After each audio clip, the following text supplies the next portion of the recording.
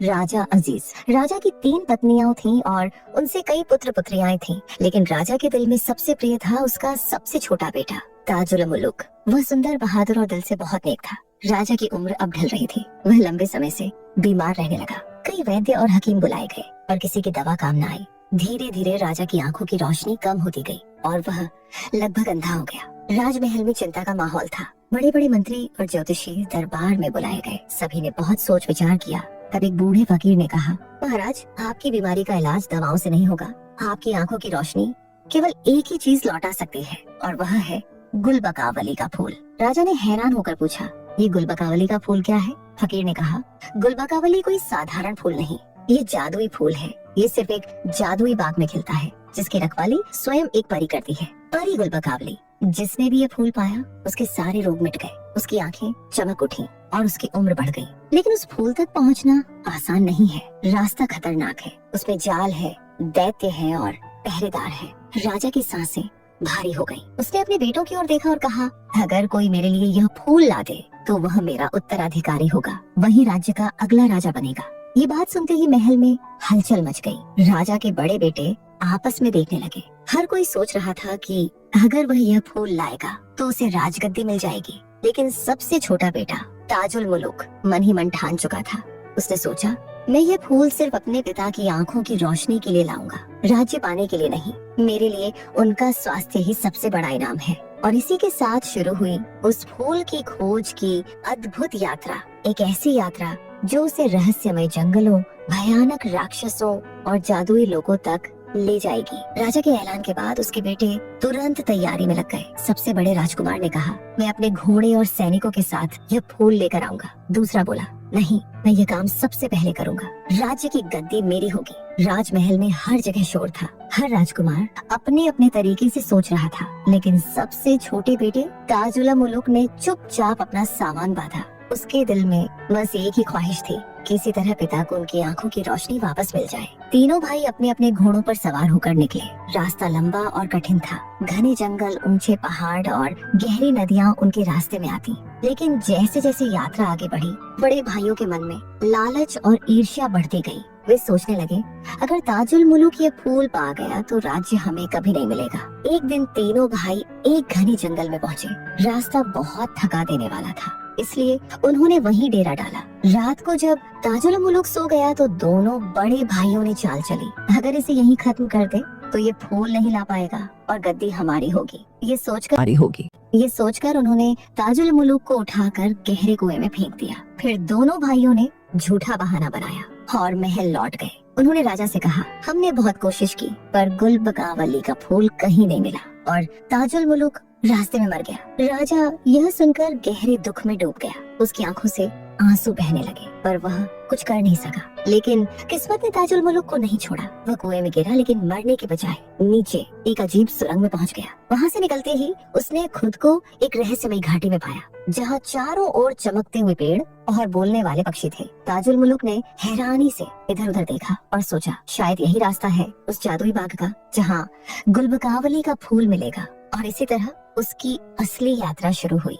एक ऐसी यात्रा जो उसे परी गुलबकावली से मिलवाएगी। ताजुल मुलुक धीरे धीरे उस अजीब घाटी में आगे बढ़ा। चारों तरफ पेड़ों की पत्तियां सुनहरी रोशनी में चमक रही थी। नदियों का पानी नीला नहीं बल्कि चांदी जैसा सफेद था। पक्षी इंसानों की तरह बोल रहे थे, आगे बढ़ो राजकुमार, तुम्हारी मंजिल पास है। ताजुल मुलुक हैरान था, लेकिन उसके दिल में एक ही उम्मीद थी, अगर यहाँ गुलबकावली का फूल है तो मैं जरूर पाऊंगा। घाटी पार करने के बाद उसे एक गुफा दिखी। गुफा के बाहर एक बूढ़ा जादूगर बैठा था, जिसके बाल बर्फ जैसे सफेद थे। जादूगर ने मुस्कुराकर कहा, आओ राजकुमार, मैं तुम्हारा इंतजार कर रहा था। ताजुल मुलुक चौंक कर बोला, आप मुझे कैसे जानते हैं? साधु ने आंखें बंद की और कहा, तुम्हारे पिता की रोशनी केवल गुलबकावली के फूल से लौट सकती है, लेकिन उस फूल की रखवाली खुद परी गुलबकावली करती है। वहाँ पहुँचना आसान नहीं। तुम्हें हिम्मत, सच्चाई और दिल का साफ होना जरूरी है। जादूगर के आशीर्वाद से ताजुल मुलुक आगे बढ़ा। रास्ता बहुत कठिन था। तेज आंधियां, अंधेरे जंगल और ऊंचे पहाड़। आखिरकार कई दिनों की यात्रा के बाद वह एक ऐसे बाग में पहुंचा जिसे देखकर उसकी आंखें चौंधिया गईं। वहाँ हर फूल किसी न किसी रंग की रोशनी बिखेर रहा था। लाल फूल जैसे आग की लपटें, नीले फूल जैसे आसमान का टुकड़ा और बीच में एक सुनहरा फूल जिसकी खुशबू पूरे बाग में फैली हुई थी। ताजुल मुल्क ने धीरे से कहा, यही है गुलबकावली का फूल। जैसे ही उसने फूल तोड़ने के लिए हाथ बढ़ाया, अचानक तेज रोशनी फैली। उस रोशनी से एक खूबसूरत परी प्रकट हुई। उसके कपड़े तारों की तरह चमक रहे थे और आंखें चांद की रोशनी जैसी गहरी थीं। परी ने गहरी आवाज में कहा, कौन है जो मेरे फूल को छूने की हिम्मत करता है? ताजुल मुल्क ने झुककर उत्तर दिया, मैं राजा का बेटा हूँ। मेरे पिता अंधे हो गए हैं। मैं ये फूल उनकी आंखों की रोशनी लौटाने के लिए चाहता हूँ। गुलबकावली परी ने उसकी आंखों में देखा। वह समझ गई कि ताजुल मुल्क के दिल में कोई लालच नहीं, बस अपने पिता के लिए सच्चा प्रेम है। उसने धीरे से मुस्कुराकर कहा, अगर तुम्हारा दिल साफ है तो ये फूल तुम्हें मिलेगा, लेकिन याद रखना, यह फूल तुम्हारी जिंदगी की सबसे बड़ी परीक्षा भी बनेगा। गुलबकावली परी ने अपने पंख फैलाए और कहा, राजकुमार, यह फूल आसानी से किसी को नहीं दिया जाता। जो इसे पाना चाहता है उसे पहले अपने दिल की सच्चाई साबित करनी होती है। ताजुल मुल्क ने हाथ जोड़कर कहा, हे परी, आप मुझसे जो चाहें परीक्षा लें। मैं अपने पिता के लिए हर मुश्किल सहने को तैयार हूँ। परी ने हल्की मुस्कान के साथ कहा, तो सुनो, तुम्हें 3 परीक्षाएं पार करनी होंगी। सिर्फ वही इंसान गुलबकावली का फूल पा सकता है जो हर इम्तिहान में सच्चाई, साहस और त्याग दिखाए। परी ने हाथ हिलाया और अचानक चारों ओर अंधेरा छा गया। सामने एक भयानक अजगर प्रकट हुआ जिसकी आंखें अंगारों जैसी थीं। वह गरज कर बोला, अगर फूल चाहिए तो पहले मुझे हराओ। ताजुल मुल्क का दिल जरूर कांपा, लेकिन उसने तलवार निकाली। उसने कहा, मैं डर से पीछे हटने नहीं आया। कठिन युद्ध हुआ। तलवार की चमक और अजगर की आग से आसमान जलने लगा। आखिरकार ताजुल मुल्क ने पूरे साहस से अजगर को मात दी। अंधेरा मिटा और गुलबकावली परी फिर प्रकट हुई। वह बोली, तुमने डर को जीत लिया, लेकिन अभी 2 इम्तिहान बाकी हैं। अब ताजुल मुल्क खुद को एक विशाल महल में खड़ा पाया। वहाँ हर तरफ सोने चांदी के खजाने, हीरे मोती और जवाहरात बिखरे थे। एक आवाज आई, अगर तुम ये दौलत चुन लो तो फूल तुम्हें तुरंत मिल जाएगा।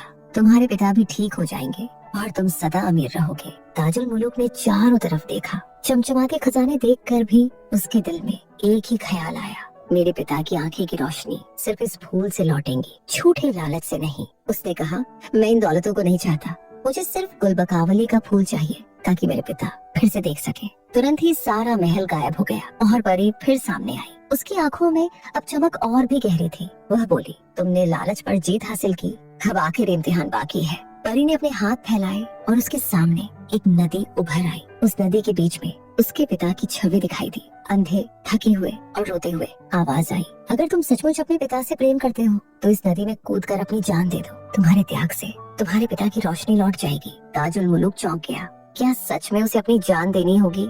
लेकिन अगले ही पल उसके दिल ने कहा, अगर मेरी मौत से पिता को जीवन मिल सकता है तो ये बलिदान छोटा है। उसने आंखें बंद की और नदी में कूदने ही वाला था कि अचानक तेज रोशनी फैली। गुलबकावली परी ने उसे थाम लिया और मुस्कुराकर कहा, रुको राजकुमार, ये सिर्फ तुम्हारे दिल की परीक्षा थी। तुम्हारा प्रेम और त्याग सच्चा है। तुमने डर, लालच और स्वार्थ सब पर जीत हासिल कर ली। अब तुम इस फूल के हकदार हो। उसने अपनी हथेली खोली और उसमें वह सुनहरा गुलबकावली का फूल चमक उठा। उसकी खुशबू से पूरा जंगल महक गया। परी ने फूल ताजुल मुल्क को देते हुए कहा, यह सिर्फ तुम्हारे पिता को रोशनी नहीं देगा, बल्कि तुम्हारे दिल को भी अमर प्रेम की राह दिखाएगा। गुलबकावली का फूल हाथ में लिए ताजुल मुल्क तेजी से जंगल से निकला।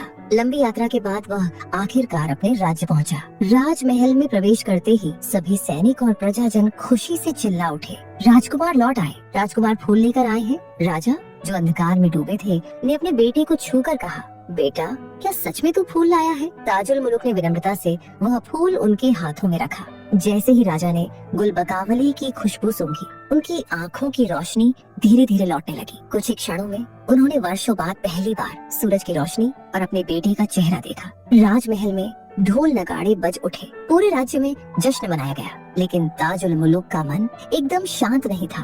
उसके दिल में बार बार गुलबकावली परी की छवि तैर रही थी। उसकी सुनहरी मुस्कान, उसके पंखों की चमक और उसकी बातों की गहराई। वह सोचता, क्या मैं उसे फिर कभी देख पाऊंगा, या वह सिर्फ तो मेरे जीवन की एक झलक थी। राजा ने सबके सामने घोषणा की, मेरे बेटे ने जो साहस और त्याग दिखाया है वो हमेशा याद रहेगा। लेकिन ये फूल केवल मेरी आंखें नहीं लौटाता, बल्कि पूरे राज्य को रोशनी देता है। और सच में फूल की खुशबू से महल के